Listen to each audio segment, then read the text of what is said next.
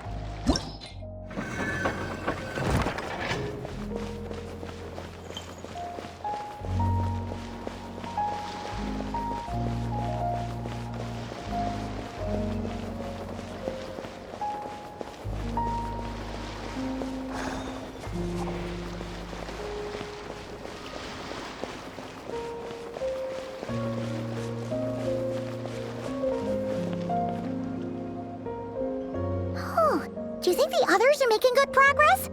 Hope it's all going smoothly. Oh, hey look! They made it back as well! Prince! Llama! How'd it all go?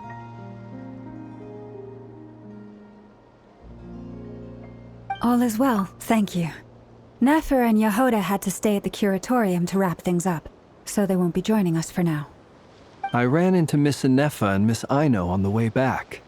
Their work is still in progress, so I suspect they won't be back for a while either. You seem rather cheerful today, Mr. Flintz. I certainly am. I achieved what I set out to do and came away with more than I bargained for. Fighting alone can get quite tedious, but I had the good fortune to run into a pair of brave young warriors. We meet again. How have you been? Albedo! What are you doing here? Thankfully, tracking you down turned out to be a lot simpler than we envisaged. These two courageously lent me a hand while I was fighting the wild hunt. When they told me they were Servarka's colleagues, it all made sense. And given how people of outstanding talent tend to cross paths, it's no wonder you're already acquainted. So, who's your travel buddy, Albedo?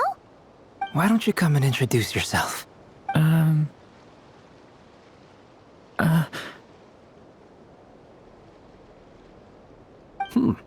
A gentleman of few words, I see. And a rather stern countenance. I presumed you were acquainted with him. Is that not the case? It's nice to meet you. Again. We've technically met before. Wait a sec! You're Minnie Durin! That's right. It's me. I'm glad to see you again. By the way, he says it's okay if you drop the mini. Yeah, I'm not as mini as I used to be. Interesting, isn't it? The first step towards blending into human society appears to be reflecting on whether one's name really reflects who they are. Wow! You look so different! In a good way, of course. It's great to see you looking so healthy. Thank you, Paimon. And although you're as mini as ever, I understand that diminutives don't always convey endearment. I'll be sure to simply call you Paimon as a sign of my great respect for you. Wow! You're such a smooth talker now. Paimon could get used to this. From now on, you may refer to her as your esteemed guide, Paimon. Personally, I think our little Paimon is the perfect size. When people call her Little Paimon, it's just because she's so adorable that they can't help themselves. If that's not a sign of endearment, what is? You're absolutely right, Miss Lauma. My brother still has a long road ahead of him when it comes to understanding human relationships. Anyway, speaking of long journeys, didn't Columbina, leave with you? How come she isn't back yet? She's been catching up with old friends. Wouldn't be surprised if she stopped for a cup of tea or 10 on the way back. Uh-oh. People are talking about me. Hope it's nothing negative. Judging from your expressions, I'm guessing it all went well? It's getting crowded here. I'll go grab some chairs. No need. This is a job for an alchemist. I'll whip some up momentarily. Thank you for your hospitality, ladies and gentlemen, but I was merely escorting my friends back. I'll be meeting Sandrone shortly, as we still have some things to discuss. It's been a pleasure, everyone.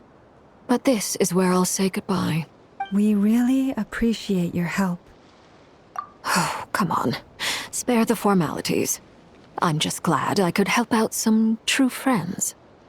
I understand. Well, bye for now, Harlequino. Oh, this place is hopping. It's probably a good thing one of us left. Otherwise, we might not fit all these people in. Are you saying we're about to run out of chairs? As a matter of fact, I am. Come on in and see for yourself.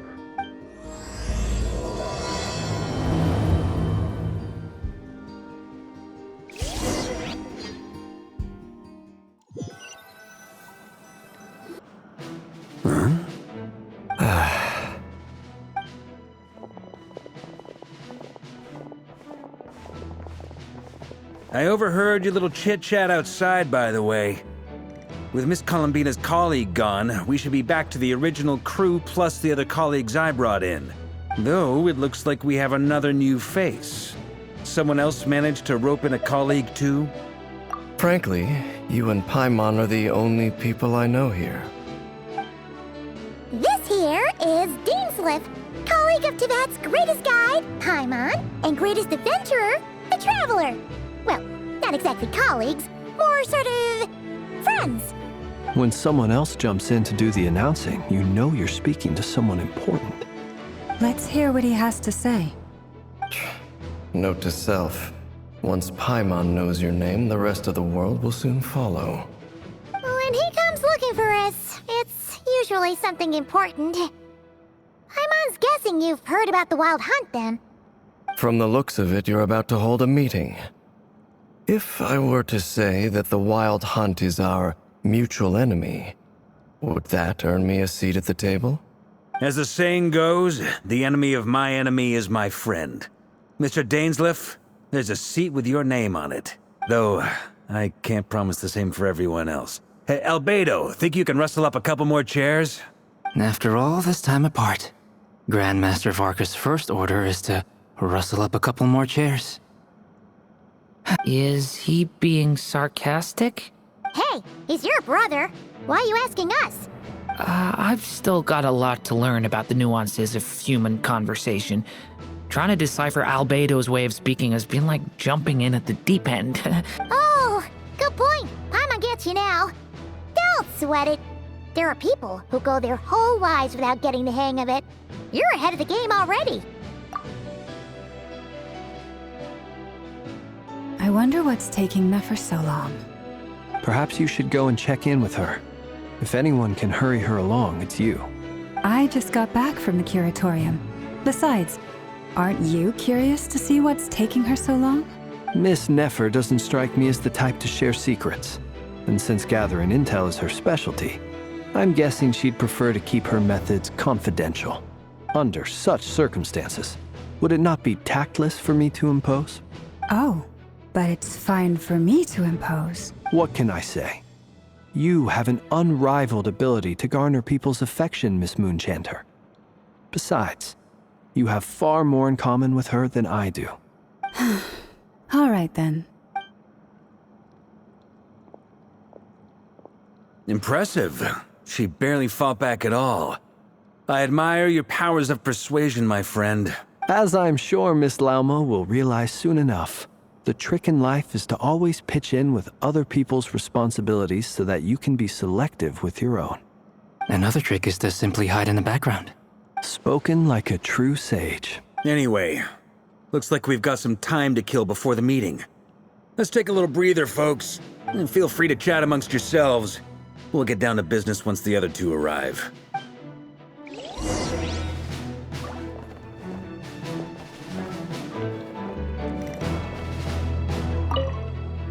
You're both awfully quiet. Why don't I start us off with an icebreaker? Much obliged. Have either of you ever had your portrait painted? If not, I'd be glad to help. That sounds like a lovely idea. You know how to paint, then? I dabble occasionally. He's an excellent painter. Tables, chairs, people, dragons, you name it. He'll paint it for you. I'm flattered. If I ever get the chance, I'd like to give it a try myself. I'll bear that in mind. Anyway, how about you, Durin? What sort of portrait would you prefer? Oh, I'd be fine with anything. Whatever style feels best to you. Very well. Then I'll play it by ear. You can replicate any style I want? I can try. If you show me a sample, I'll do my best to match it. Thank you. In that case, I'll dig up some reference material for you.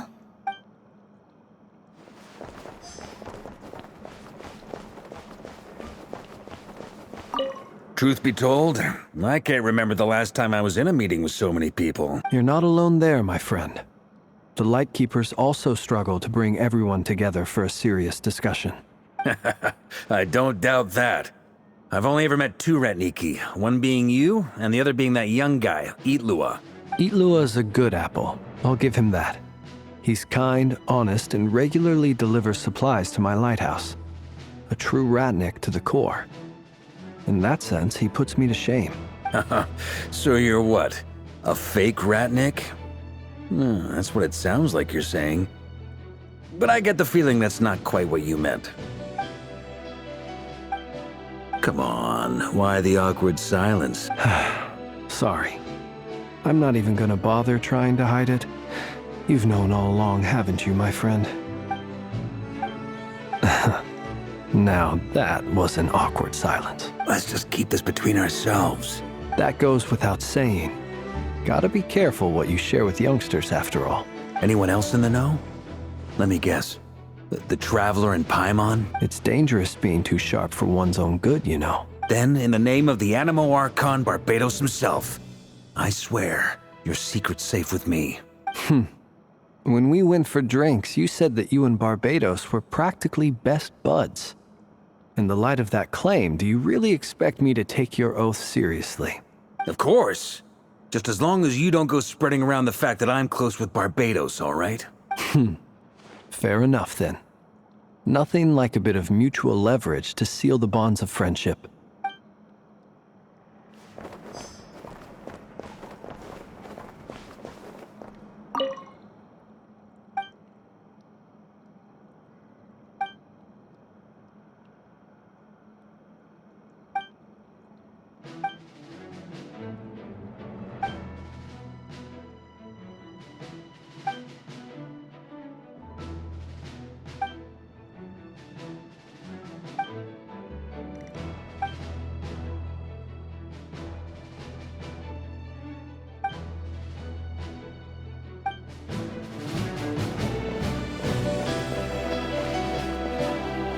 Is there something you'd like to say to me?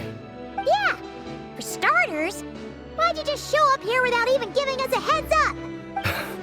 If you think back to our previous interactions, you may recall that that's hardly out of character for me. You do have a point there. Oh yeah! You'll need to find somewhere to stay the night too, right? Wanna tag along with us? You never know. We might get a group discount. Sure, let's do that. Great! Paimon will handle it! And in return, we can get Dainslift to be our very own personal bodyguard. If that's what you had in mind, you should have said so sooner. I'd be happy to help. Oh, okay then. Paimon was only kidding, but good to know. Anyway, since we're all here together, we might as well watch each other's backs. That's just what friends do, right? Indeed. Thank you.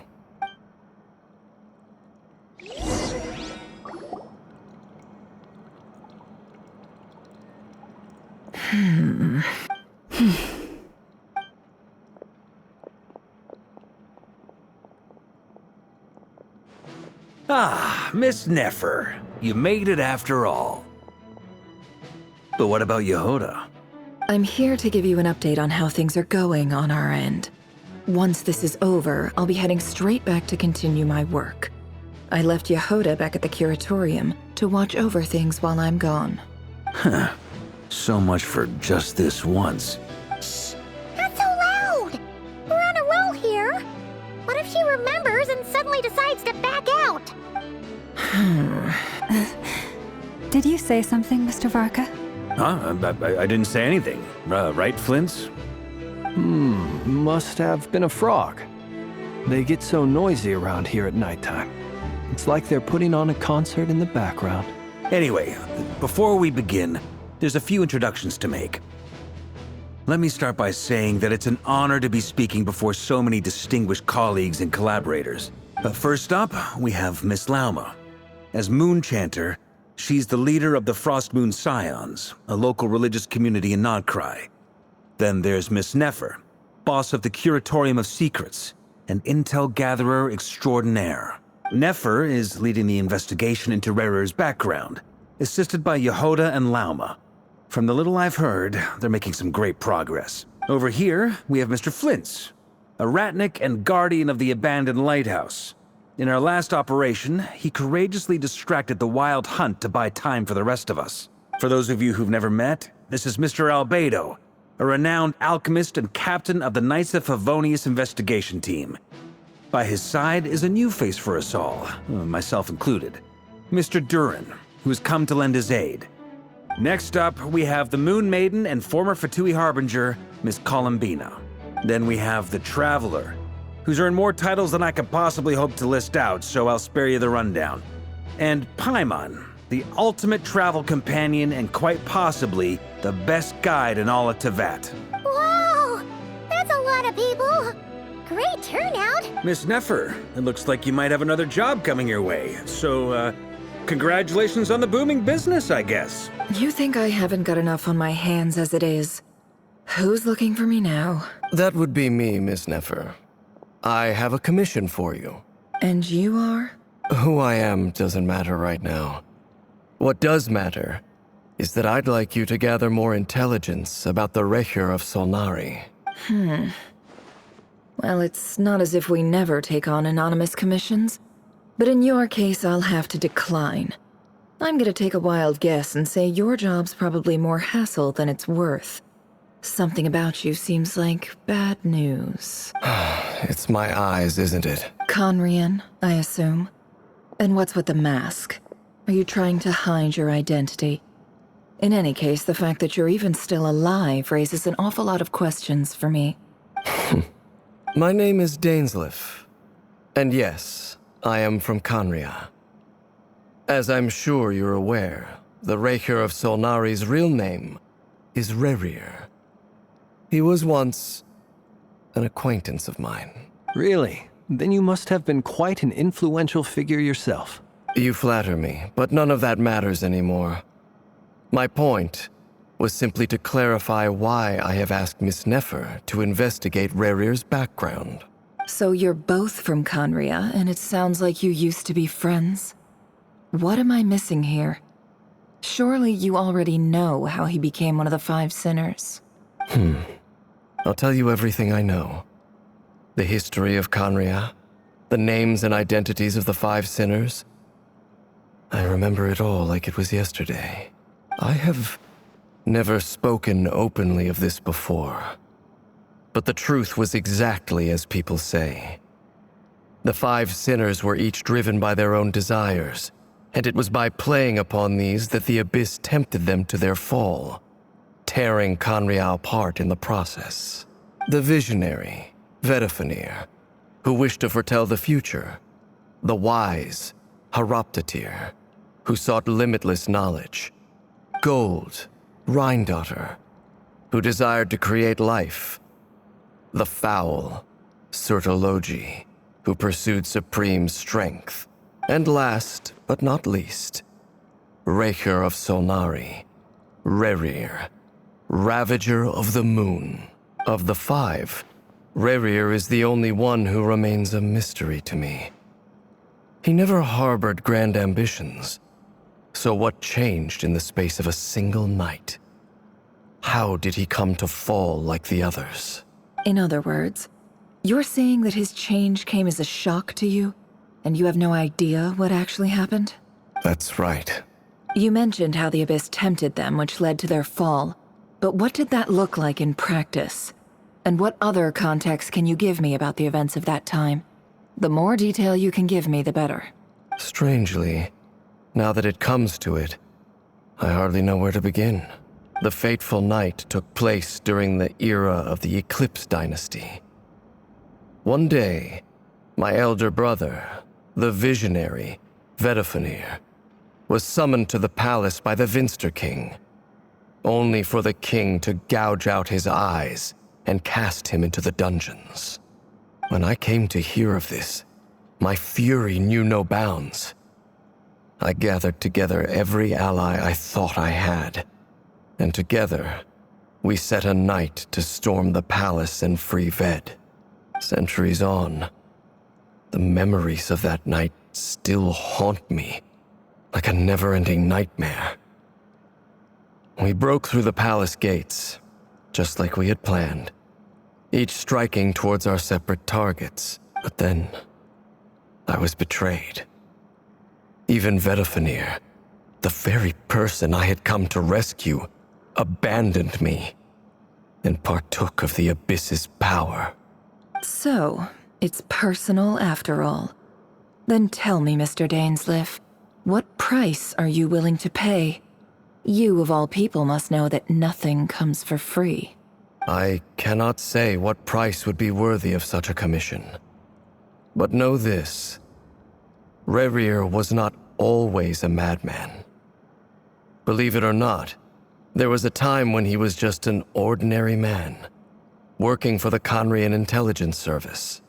Uncovering the truth of Rerir's past is the only way to unravel this mystery.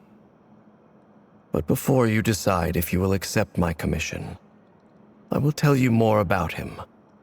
Enough, I hope, to help you plan your next move. Sounds pretty good to me. Feels like we just flagged down a random passerby, only to discover he's actually a master strategist who has a score to settle with our enemy. Can I borrow your halo? It could be useful in the lighthouse. Hey, enough with the wisecracks! Besides, isn't that lamp of yours bright enough already? Relax. It was meant to be a compliment. If that was a little over the top for your liking, I'll make sure to tone it down next time. I'll give your proposal some serious thought, Mr. Dainsleif. Let's speak in private once the meeting is over. Before that, there's a few things I'd like to share.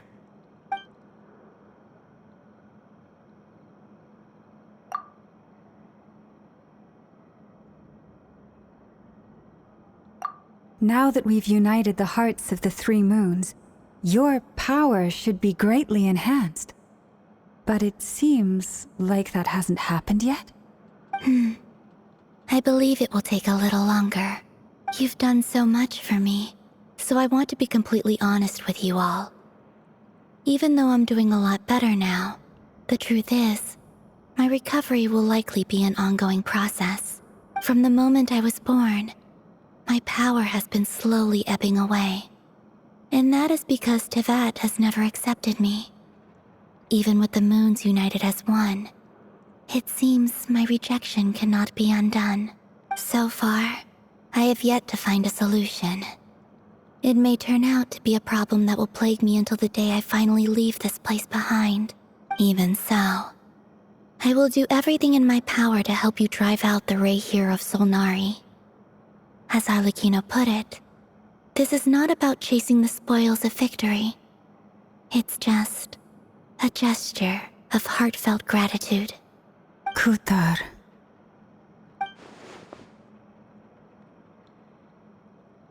Defeating the Reihir of Solnari will be no easy task. While my strength slowly recovers, we'll also need to gather more intel. Naturally. We should take all the help we can get if we hope to defeat him. We've considered several viable plans now, but our choice hinges on the answers to a few key questions. Is it even possible to kill Rerir? What experiences shaped the person or monster he became? And what's he really after? Given Albedo's expertise in alchemy, I think we should leave him to try and answer the first of these questions. Understood. As for the other two, I'm afraid we'll have to count on you again, Miss Nefer. Believe me when I say it's not my wish to burden you. But right now, relying on your skills is our only option. So you're placing all your hopes on me, huh? We can't thank you enough for agreeing to help us. Honestly, I can hardly believe how lucky we are. You sure have a talent for changing your tune, Miss Moonchanter. Timid like Yehoda one moment, then flinches insincere flattery the next. Ladies, please. I must object to your portrayal of me. That's all. Feel free to keep bickering. Just pretend I'm not here. I almost don't want to leave this room. I'm curious to see how this plays out. I have faith in you, Miss Nefer. Something tells me you'll stand by us until the very end. Oh? And what makes you so sure of that? What if I suddenly decide that my compensation is insufficient? This isn't about the money. I can sense that you've got a deep-seated distaste for Rerir. And knowing you, that alone is motive enough. Look at them getting along so well. Like two peas in a pod. And I'm the one they accuse of insincere flattery. There is no justice. Miss Lauma, you have to understand something. Unlike you, I don't actually enjoy having everyone's hopes on my shoulders. Is that right? Well, maybe the fact that I'm willing to put my hopes in other people says more about me than you. But the fact is, I also trust you. And that's because I know that you're someone we can count on. Anyway, we've got our plan, so let's get moving. Mr. Dainsleif, let's talk. And Traveler, once we're finished, if you've nothing else planned, I'd like you to come with me. This whole experience is teaching me a lot. For instance, I now know that when other issues come up in the future, I'll have far more luck getting Lauma to convince Miss Nefer than trying to do it myself. Hate to say it, friend, but that's one of the funniest things I've heard in a while. Why? You think I've got it wrong? Quite the opposite. But what makes it so hilarious is how long it's taken you to realize.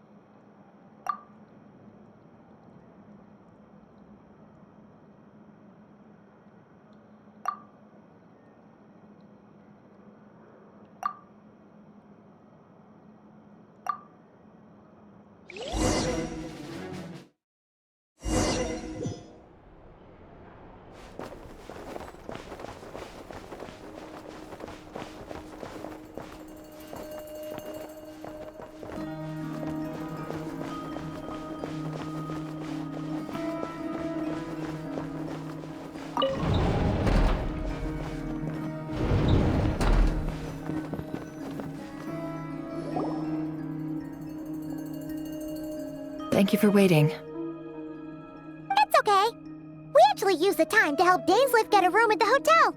That's very considerate of you. Now, I trust you share my curiosity about Rerir's past, and you seem fairly familiar with Mr. Dainsleif already. We spoke at some length after the meeting. He was the one who suggested I should invite you to join this operation. He feels confident that these secrets will be safe with you. Dane has a lot of faith in us, that's for sure. Likewise. I appreciate that you got right on board without interrogating me about why I invited you. It shows that you trust me to explain everything in due course. That's because we know what you're capable of. We appreciate you too, Nefer. You might have been forced to help in the beginning, but this time, it was your choice. That's one way to put it. Another is this, that once a decision's been made, it's set in stone. After that, my only goal is to see it through. All right, so here's how it is. I'm going to access Rerir's thoughts again using my confidential method. Now, I'm sure you've seen things like this before on your travels, so you're surely well aware of how dangerous it can be. The reason I've gathered you all here is to ensure my safety during the proceedings. I plan for us to enter the fragment of his consciousness together, and once inside, I will focus on searching for information. Think of this as a diving expedition into someone's brain. If I'm the diver, you are my safety equipment, tasked with keeping me alive while I'm under the surface. Once the ceremony begins, we will all be spying on privileged information. But in the interests of safety, you must remain absolutely silent at all times. We will discuss our observations after the ceremony has concluded. Lastly, any individuals of a weaker constitution are advised not to partake in the ceremony. In any case, Paimon has her own job to do, which requires staying in the room but not joining the ceremony.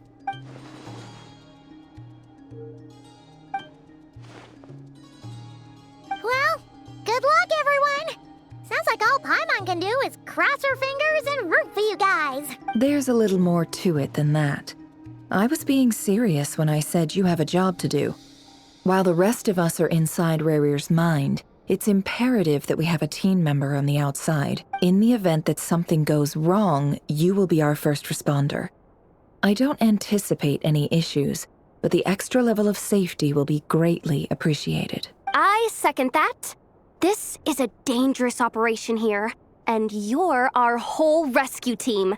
That's pretty much the most important job in the crew. So, Paimon's like the lifeguard? Yeah, that makes sense. All right, got it. Good. Please, take a seat. We'll get started momentarily.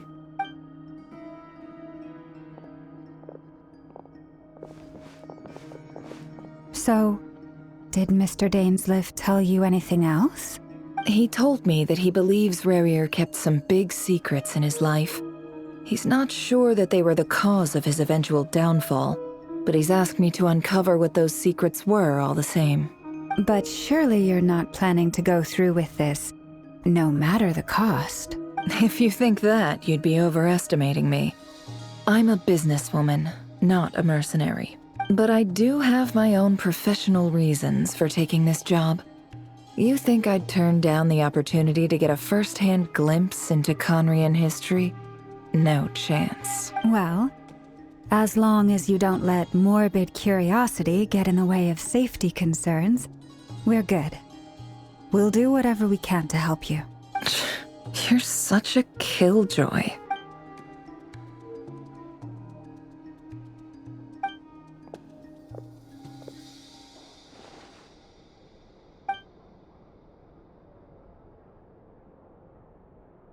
All right, I'm good to go. All set over here, too. Promise, Paimon, you'll be extra careful. All right. Let your whole body relax. We're about to begin. Close your eyes. Phew.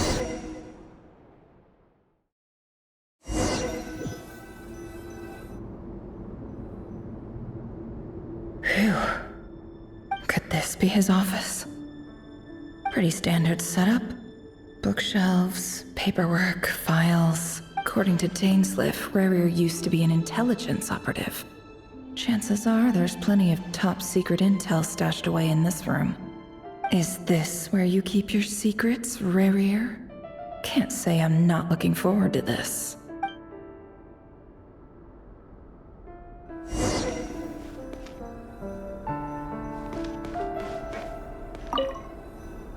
A file tucked inside a folder. The title reads, Dear Breakfast Shop Owner.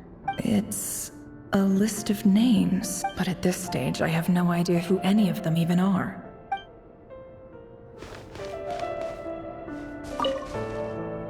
Wonder what kind of encryption technique this is. Seems like it has to be inserted into that camouflage device nearby. Aha! It's an audio recording. Please, hear me out. I can't shake this feeling that someone's been spying on our house. No, I'm not being paranoid. It's true. I saw someone dressed in all black. It was a couple of days back, but that was on another street, not near my house. I swear, I know what I saw. There's a note in the margin. Surveillance of the Runforther residence has concluded. We apprehended the target and filed the mission report last night. Could the voice in the recording belong to one of Rarir's targets?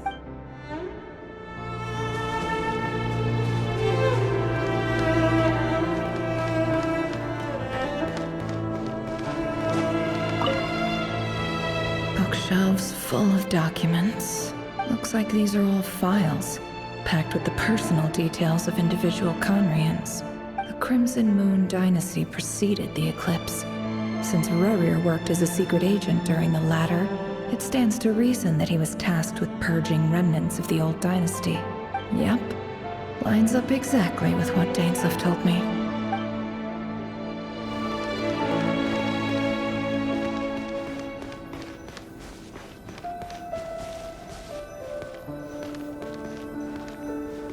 He looks even gloomier than last time. I wonder what's changed.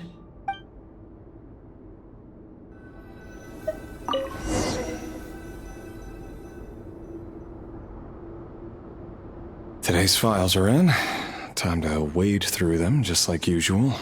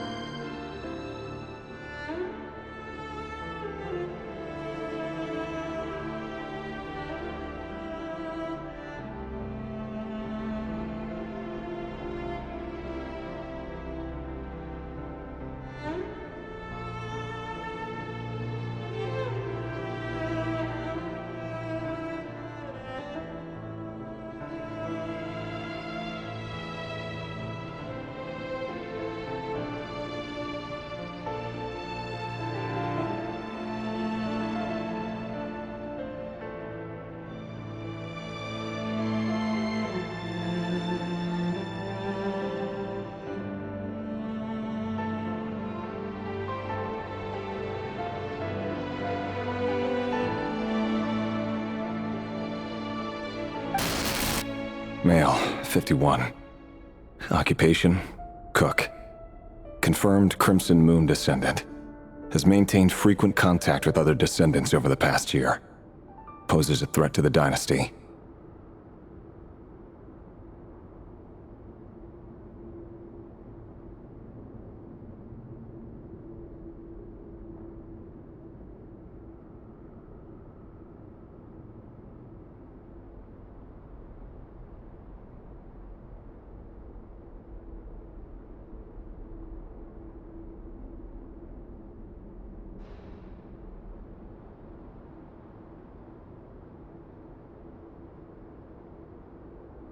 Neutralized.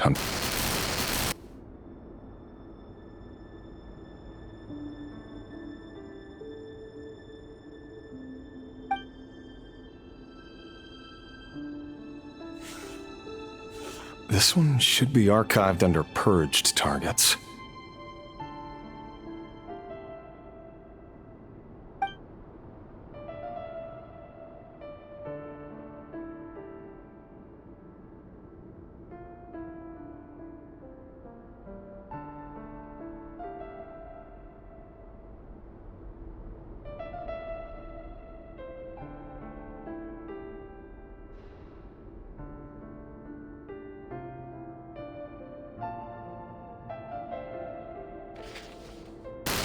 Female, 23. Occupation, office clerk. Confirmed Crimson Moon descendant. Has maintained frequent contact with other descendants over the past year. Poses a threat to the dynasty.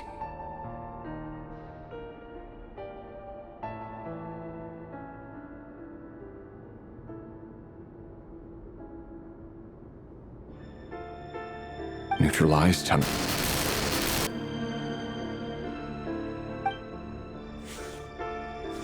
Another one for purged targets. Sounds like she was that other man's daughter.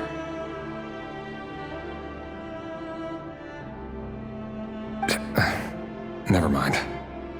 What's it got to do with me?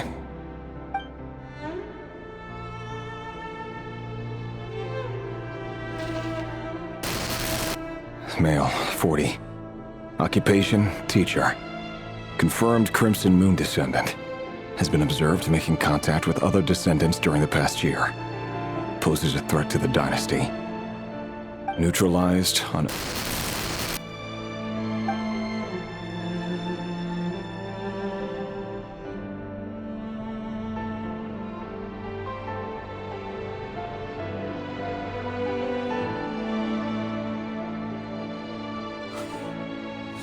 Just another nobody for the archive. Come to think of it, I remember surveilling this man. A case like his never would have been considered a priority in the past. Huh. He barely even interacted with other Crimson Moon descendants.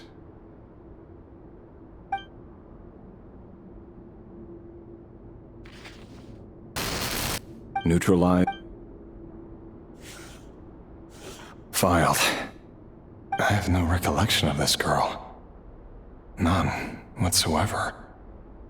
She doesn't seem to be anyone important, but then again, how many of them really are?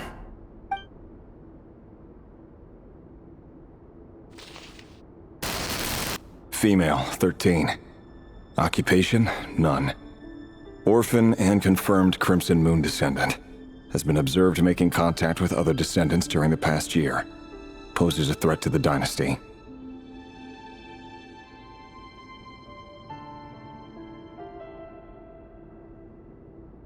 Neutralized on...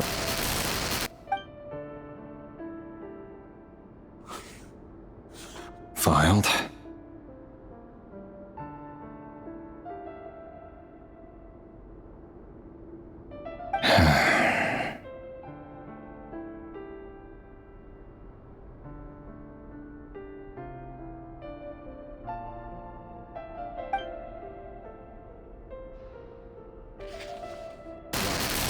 Male, 11. Occupation, none. Orphan and confirmed Crimson Moon descendant. Has not been observed making any contact with other descendants during the past year. Poses a threat to the dynasty.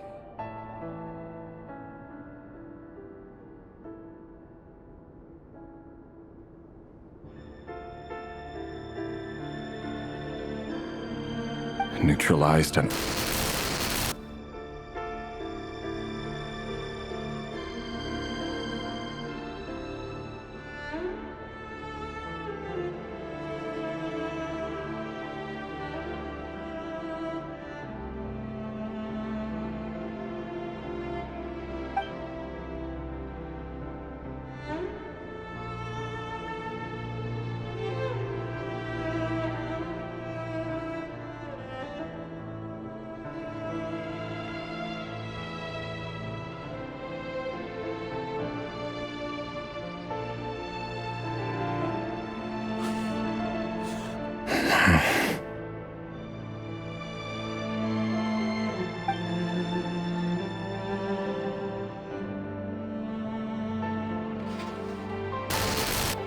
Male. 6. Occupation, none. Orphan and confirmed Crimson Moon descendant. Poses a threat to the dynasty.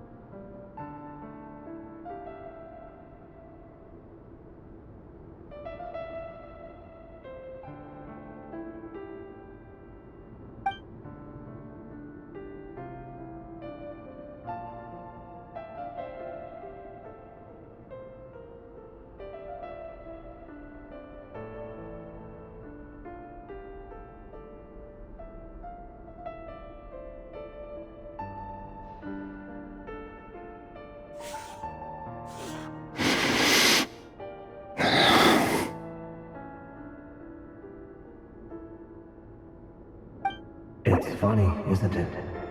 Your job is becoming both harder and easier at the same time, depending on how you look at it. Sooner or later, the Crimson Moon descendants will be completely wiped out. But as their numbers dwindle, they become harder and harder to track down. That's not how it is. Fortunately, however, most of the able-bodied adults have already been taken care of. The remaining weaklings will be increasingly easy to deal with. No! No. My job is to ensure the survival of the Eclipse Dynasty. And the only way to do that is by eliminating any and all potential threats. It's a perfectly legitimate line of work. Every single one of my colleagues can attest to my fairness. And if my friends were aware of the facts, I know they'd back me up too. Assuming, of course, that they were aware of all the facts.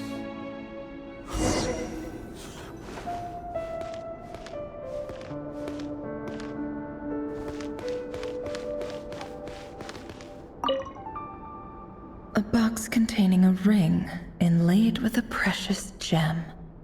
Must be for his girlfriend.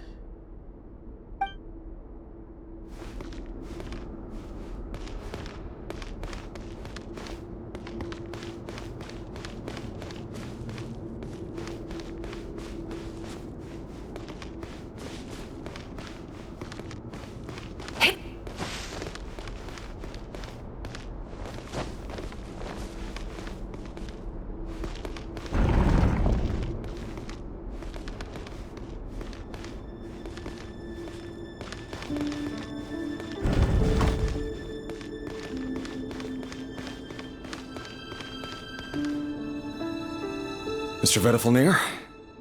It's been quite some time since we last met. Rerir, I trust you're here because you have something important to discuss. Forgive me. I wasn't tuning out, it's just, I noticed you didn't even phrase that as a question. As if you knew I was coming. Tell me, does someone in your position ever feel the need to ask questions at all? It is indeed within my power to foresee certain things. Things like your arrival. I was just thinking. It won't be long before I'll be inviting both you and Dane to my wedding. That isn't a lie, but nor is it a fact as such. It's a wish, isn't it? No fooling a prophet, is there?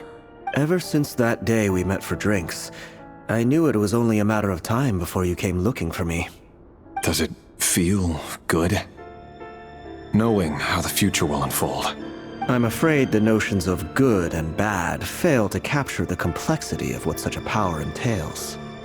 Once you've seen what will come to pass, it can be all too easy to succumb to fear and melancholy. Unless, of course, you learn to abandon these feelings. You fear my silence, and long to hear the words I left unspoken that day. That's right.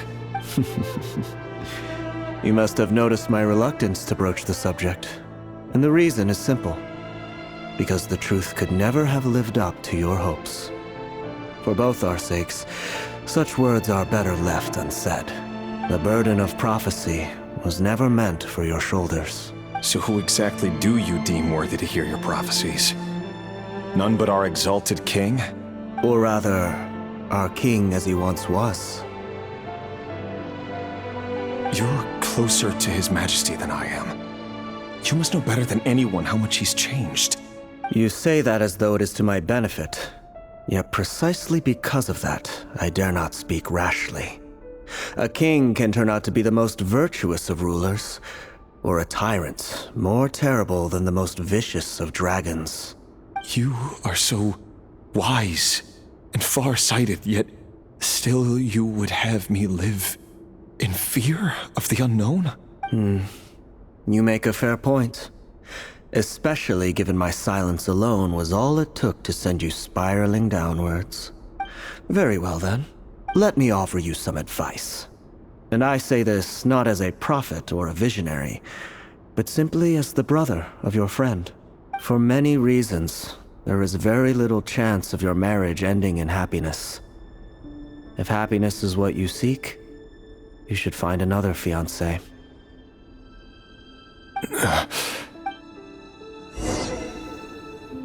Hold on. There's that same black fog again. Could this memory belong to Thelindis? Guess I better tread carefully. Wait.